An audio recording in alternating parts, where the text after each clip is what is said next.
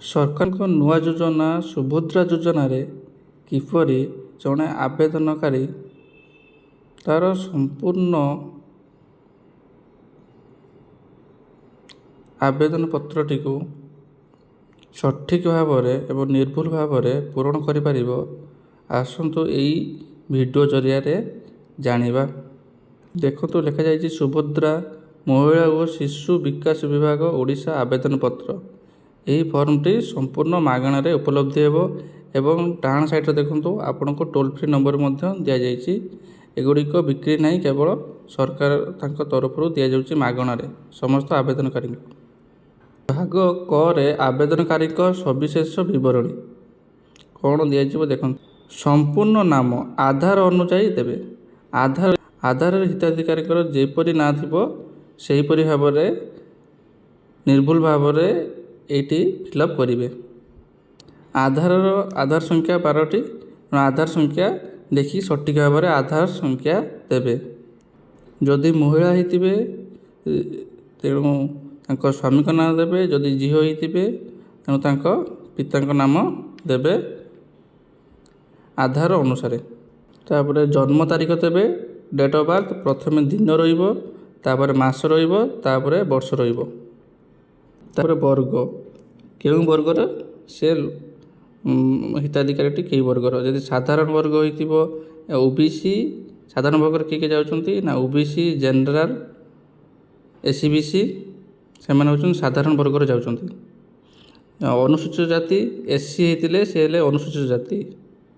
ଅନୁସୂଚିତ ଜନଜାତି ST ହେଲେ ଅନୁସୂଚିତ ଜନଜାତି। ଆଉ ଶାରୀରିକ ଭିନ୍ନକ୍ଷମ, ଯାହାଙ୍କର ଶାରୀରିକ ଭିନ୍ନକ୍ଷମ ସାର୍ଟିଫିକେଟ୍ ଥିବ ସେମାନେ ଶାରୀରିକ ଭିନ୍ନକ୍ଷମ ଜାଗାରେ ଜାଗାରେ ଠିକ୍ ମାରିବେ।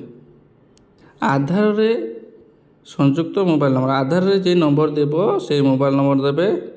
ଆଉ ବିକଳ୍ପ ନମ୍ବର ଦେଲେ ଭଲ, ନଦେଲେ ବି ଭଲ, କୌଣସି ବାଧ୍ୟତା ନାହିଁ ବିକଳ୍ପ ମୋବାଇଲ ନମ୍ବର। ତ ଆଧାରରେ ଯେ ମୋବାଇଲ ନମ୍ବର ସେଇଟା କମ୍ପଲସରି ଦେବାକୁ ବାଉଣ୍ଡ। ତାପରେ ନିଜ ନିଜ ଜିଲ୍ଲାର ନାମ ଦେବେ। ଯଦି ପଞ୍ଚାୟତ ସେକ୍ଟରରେ ଥିବେ ତାହେଲେ ଗ୍ରାମର ନାଁ ଦେବେ, ଗ୍ରାମ ପଞ୍ଚାୟତ ଦେବେ ଏବଂ ବ୍ଲକ ନାମ ଦେବେ। ଯଦି ମ୍ୟୁନିସିପାଲିଟି ଥିବେ ତାହେଲେ ତାଙ୍କର ୱାର୍ଡ଼ ନମ୍ବର ଦେବେ, ଅର୍ବାନ ଲୋକାଲ ବଡ଼ି ଦେବେ ଏବଂ ସେ ସହରର ନାମ ଦେବେ।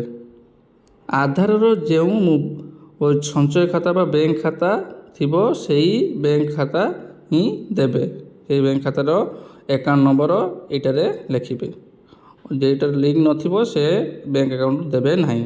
ଯେଉଁ ବ୍ୟାଙ୍କ ଆକାଉଣ୍ଟ ଆଧାର ସହିତ ଲିଙ୍କ ଥିବ କେବଳ ସେଇ ବ୍ୟାଙ୍କ ଆକାଉଣ୍ଟ ଦେବେ। ସେକେଣ୍ଡ ପେଜରେ ଆସୁଛି ଭାଗ କ ଘୋଷଣା ନାମ, ସବୁଥିରେ ଠିକ୍ ମାରିବେ। ଭାଗ ଗରେ ଏତଦ୍ ବ୍ୟତୀତ ମୁଁ ନିମ୍ନଲିଖିତ ପାଇଁ ସମ୍ମତି ଜଣାଉଛି। କ'ଣ କରିବେ ନା ଆପଣଙ୍କର ସିଗ୍ନେଚର ମାରିବେ ଏବଂ ଡେଟ୍ ପକାଇବେ। ଆଉ କିଛି ଦେବେ ନାହିଁ, କେବଳ ଆପଣଙ୍କର ସିଗ୍ନେଚର, ଯେ ହିତାଧିକାରୀ ଥିବେ ତାଙ୍କର ସିଗ୍ନେଚର ଆଉ ତାରିଖ। ଏହିପରି ଭାବରେ ଫିଲ୍ଅପ୍ କରି ଆପଣଙ୍କର ନିକଟସ୍ଥ ଜନସେବା କେନ୍ଦ୍ରକୁ ଯିବେ ଏବଂ ଆବେଦନ ପତ୍ରଟିକୁ ସେ ଜନସେବା କେନ୍ଦ୍ରରେ ଦେବେ। ଏହିପରି ନୂଆ ନୂଆ ଭିଡ଼ିଓ ପାଇବା ପାଇଁ ଆମ ଚ୍ୟାନେଲକୁ ସବସ୍କ୍ରାଇବ୍ କରନ୍ତୁ ଏବଂ ବେଲ୍ ଆଇକନ୍ ବଜାନ୍ତୁ।